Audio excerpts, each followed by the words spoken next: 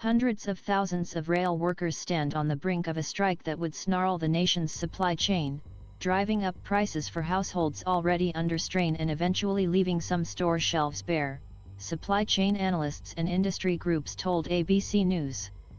"Let me be clear, a rail shutdown would devastate our economy," President Joe Biden said on Monday. "Without freight rail, many U.S. industries would shut down. A strike would cause $2 billion a day in lost economic output, according to the Association of American Railroads, which lobbies on behalf of rail companies. Rail transports about 40% of the nation's long-distance freight and one-third of exports. The economic costs of a strike would crunch the finances of everyday Americans forced to pay more for products and forego others in short supply," the experts and trade groups said. To be sure, the industry may avert a strike before the deadline arrives on December 9. The House on Wednesday passed a law that imposes the terms of a tentative agreement reached in September, but since rejected by several unions. In addition, the chamber passed a bill that would grant rail workers 7 sick days each year, an increase from 1 sick day afforded under the tentative agreement. The Senate is expected to take up the measures soon. If the strike moves forward, however, here's how it would affect your finances. A rail strike would likely increase prices for a range of goods that includes gas and food, experts told ABC News. The price of gas has fallen 7% over the past month to a national average of about $3.50 per gallon. But a rail strike would send gas prices back upward, Patrick DeHaan, the head of petroleum analysis at GasBuddy, told ABC News. "It very likely would cause prices to rise," he said. "It would be a major problem." Last year, crude oil carried on freight rails amounted to 162,000 barrels per day, or approximately 1.5% of U.S. production, according to the Association of American Railroads, or AAR. Moreover, freight rails transport 75% of new cars and light trucks, as well as 780,000 carloads of paper and lumber, the AAR said.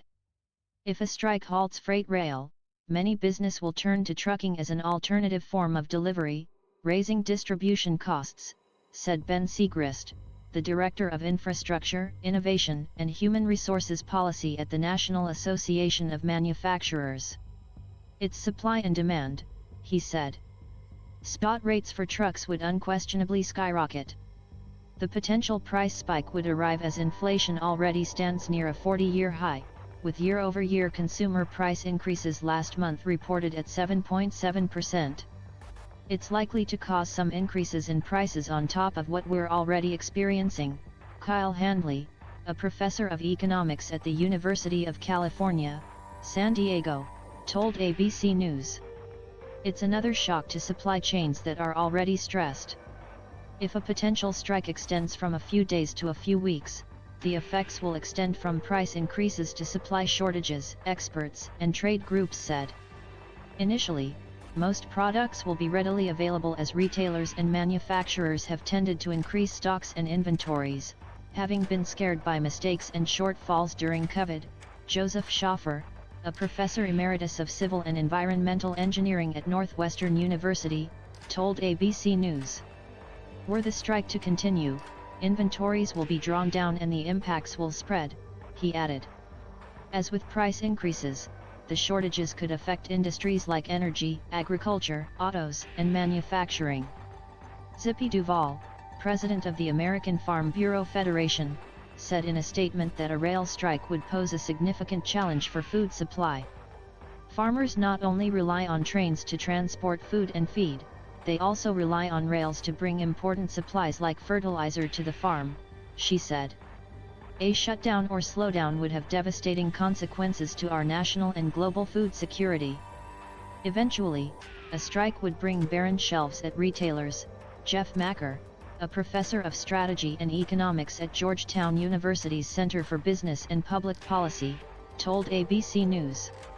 "A strike would lead to substantial retail product shortages, increased costs to consumers and firms, and plant shutdowns," he said.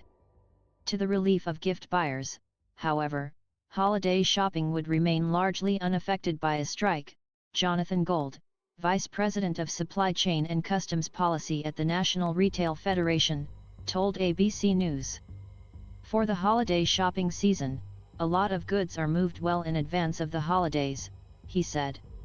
Still, the financial disruption from a rail strike adds up to more than many Americans would expect, said Handley, of the University of California, San Diego. When these things come up, we find out how important rail is to the American economy, he said. For the most part, it's operating entirely in the background and nobody ever sees it.